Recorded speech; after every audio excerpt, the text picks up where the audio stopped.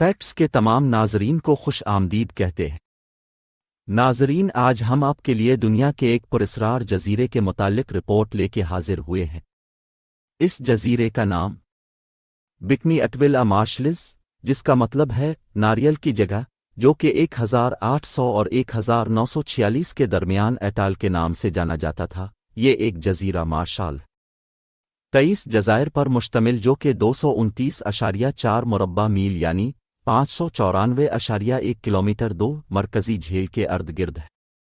ایٹال رالکچین کے شمالی سرے پر ہے، جو کہ دارالحکومت مجورو کے شمال مغرب میں تقریباً 530 میل یعنی 850 کلومیٹر کے فاصلے پر واقع ہے۔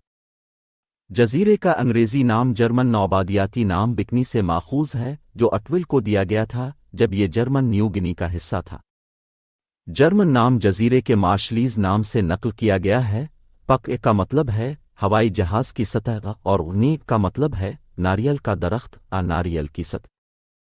دوسری جنگ عظیم کے بعد امریکہ نے اس اٹول کو جوہری ہتھیاروں کی جانچ کی جگہ کے طور پر چنا تھا۔ اٹول کے تمام 167 باشندوں کو 1946 میں زبردستی منتقل کر دیا گیا تھا بکنی اٹول کے مشرق میں واقع ایک چھوٹے سے جزیرے رونگریک میں آبادی کی مدد کے لیے ناکافی وسائل کے ساتھ۔ جزیرے کے باشندوں نے 1948 کے اوائل تک فاقہ کشی کا سامنا کیا اور انہیں دوبارہ کوجلین اٹول پر منتقل کر دیا گیا۔ ریاستہائے متحدہ نے جزائر اور جھیلوں کو 1958 تک 23 ایٹمی تجربات کی جگہ کے طور پر استعمال کیا۔ 1970 میں تقریباً 200 باشندوں کو امریکی حکومت نے ان کے آبائی جزیرے پر واپس کر دیا تھا، لیکن سائنسدانوں نے مئی 1978 میں کنویں کے پانی میں خطرناک حد تک سٹرونٹ 90 کی مقدار پائی اور رہائشیوں کے جسموں میں سیزیم 137 کی غیر معمولی مقدار زیادہ تھی۔ انہیں 1980 میں دوبارہ وہاں سے نکالا گیا تھا۔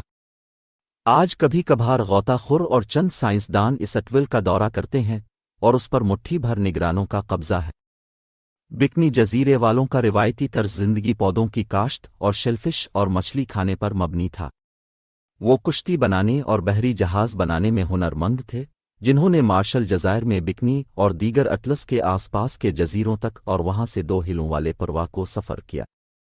وہ نسبتاً الگ تھلگ تھے اور انہوں نے ایک ایسا معاشرہ تیار کر لیا تھا جو خاندانی وابستگی اور روایت سے جڑا ہوا تھا۔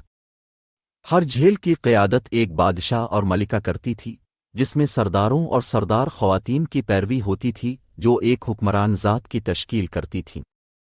جاپان نے 1914 میں شروع ہونے والے جزائر پر قبضہ کر لیا۔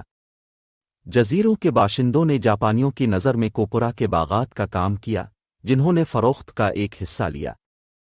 چیفز ہر سال $20,000 تک اپنے پاس رکھ سکتے تھے اور بقیہ مزدوروں میں تقسیم کیا جاتا تھا۔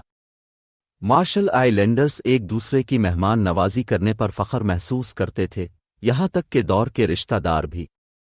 اگر یہاں کے کلچر کی بات کریں تو یہاں کے مرد روایتی طور پر 25 سے 30 انچ یعنی 60 سے 80 سینٹی میٹر لمبا جھالر والا اسکرٹ پہنتے تھے، جبکہ خواتین 1 گز مربع کی چٹائیاں پہنتی تھیں، جو کہ پانڈانس اور آؤبسکس کے پتوں کو ایک ساتھ باندھ کر بنائی جاتی تھیں۔ پاندانس ایک کھجور نما درخت ہوتا ہے، جبکہ آؤبسکس پھولدار پودوں کی ایک نسل ہے۔ یہ کافی بڑی ہوتی ہے، جس کا سرخ رنگ کا پھول ہوتا ہے۔ اس سے کمر کے گرد پٹی باندھی جاتی تھی، جبکہ بچے عموماً ننگے ہوتے تھے۔ اٹول پر عیسائی مشنری 19ویں صدی کے آخر میں پہنچے اور جزیرے والوں کے شائستگی کے تصورات کو متاثر کیا۔ انہوں نے خواتین کے لیے ایک لباس متعارف کرایا جو ایک لمبا، چوڑا، ڈھیلا ڈھالا گاؤن تھا، جس میں لمبی بازو اور اونچی گردن تھی، جس کا مقصد جلد کو زیادہ سے زیادہ ڈھانپنا تھا۔ اس لباس کو ہوائی جزیرے اوہو کے نام سے واو کہا جاتا ہے۔ کسی کے گھر بیٹھتے وقت جوتے یا سینڈل اتارنے کا رواج ہے، اور مارشلیز خواتین روایتی طور پر اپنے کندھوں اور رانوں کو بھی ڈھانپتی ہیں۔ خواتین عام طور پر سوتی یا اسی طرح کے لباس پہنتی ہیں جو زیادہ تر جسم کو ڈھانپتی ہیں۔ ذاتی صحت پر اکثر بات نہیں کی جاتی سوائے خاندان کے، اور خواتین خاص طور پر خواتین سے متعلق صحت کے مسائل کے بارے میں نجی ہوتی ہیں، حالانکہ وہ اپنے سینوں کے بارے میں بات کرنے کو تیار ہوتی ہیں۔